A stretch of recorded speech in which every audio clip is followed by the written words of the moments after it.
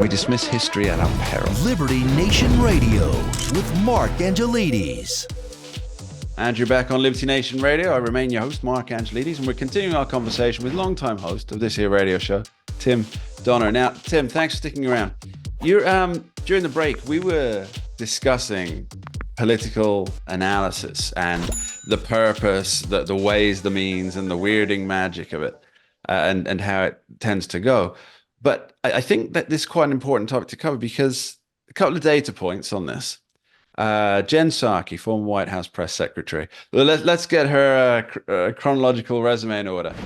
Former left-leaning CNN pundit, White House press secretary to left-leaning pundit on MSNBC. They're the same job, right? They're the same job to bolster the Democratic Party. Yes. But she, in her new slot, I think it's being reported that 47% drop in viewership. And you told me earlier about, we were talking earlier about Jake Tapper, now that he's decided to do a tell-all book, trying to find the culprits of who was covering up for Joe Biden. And if I may just give Mr. Tapper some advice, walk into your bathroom, turn the light on, look in the mirror, and you'll find out the people who were covering for Joe Biden. But you mentioned that he'd always annoyed the political right because he was such a fanboy of Democrats no matter what. And now he's also gone and annoyed the political left because he's exposed them all as corrupt and willing to have somebody who is clearly cognitively impaired in the White House as long as they retain power. Tim, what's happened to political analysis in this country?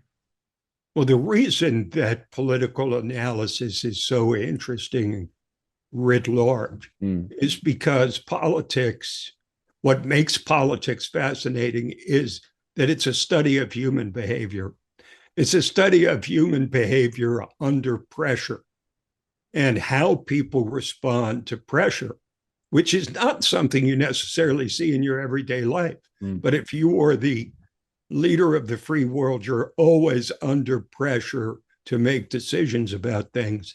And how you make those decisions is maybe even less fascinating than why you made decisions. And that's the point of political analysts like myself, to get down to the motives behind what somebody's doing.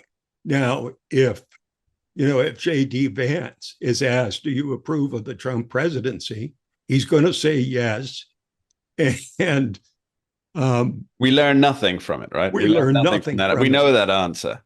But I think, for example, with political behavior now and trying to analyze where the Democrats in particular are headed, which seems to be into the ditch, but they haven't gotten themselves out of it yet.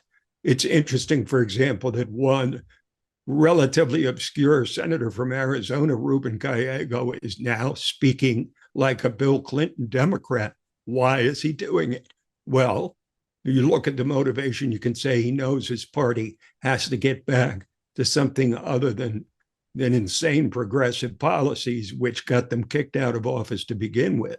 He understands that they need to get back to the center, or at least to present being in the center. But he also has personal ambition involved in it. So there's many layers of causation, shall we say, in politics.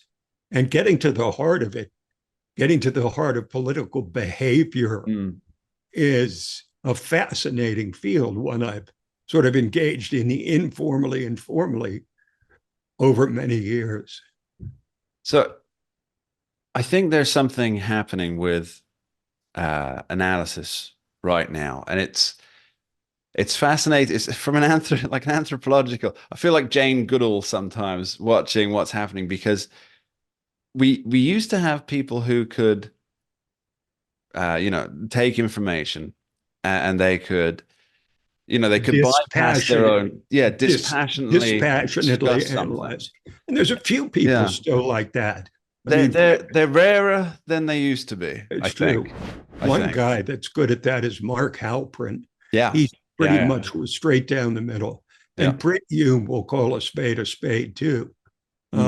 he will say Trump had a terrible debate. Now, part of that is because he's at an advanced, enough of an advanced age that he doesn't really care what people think. He's not looking for his next job. He's not looking for his next job. So it can be particularly honest. But I mean, for example, as an analyst, I may or may not like Joe Biden, but I can look and see that the biggest mistake he ever made was not to pull out of running for reelection, or simply not run for reelection at all after the 2022 midterms, where he would have been considered a heroic figure because he beat Trump and he led the Democrats to a better than expected performance in the 2022 midterms. But I can also then say later on, when he didn't do it, that was the biggest mistake of his career, right? So that is, and it's a good position for an analyst, Mark, because it means I'm not supposed to take sides. I'm supposed to analyze why things happen for better or for worse, whether someone's on the left or the right. There's something very freeing about treating your examination of something through an analytical lens, because sure, we all, in our hearts, we're all polemicists, right? We're all polemicist poets in our hearts. And we, if we're with friends having dinner and politics comes up and they're like-minded friends, or even if they're not, we can wax lyrical about the state of politics and the particular foibles of various politicians or policies. But when you're looking at something through an analytical lens, it frees you up. It's what's the right way to say this? It's an unshackling of what you're doing and allows you to just go straight for the key points. And somebody who I think was superb at that, I'm sure you'd agree, was George Orwell in his essays. And so one of our editors, we had this conversation with him this morning, funnily enough. He said, as a fiction author, George Orwell, so as an essayist, just unbelievable. And I'm inclined to agree with that, because he never took a position that was so extreme that he couldn't just go straight to the center again and say, this is why I might be right, this is why I might be wrong, but here's what you should be looking at. Right. So you're saying, as an analyst, don't look at what happened. You presumably already know what happened because ideally, because you're analyzing things that are in the news, that are breaking, that are headlines, that sort of thing. An analyst's job is to break it down into its component parts as to why it happened, what it represents, what it might mean going forward. Right. Isn't this why podcasts are becoming so much more popular than news shows? Yes, because they drill deeper into subjects that are of interest to that particular podcast viewer or listener. I mean, there's podcasts for everything these days. There's a podcast just for people who are interested in how to clean their pots and pans. I've seen loads of those as a pan enthusiast. I've seen a lot.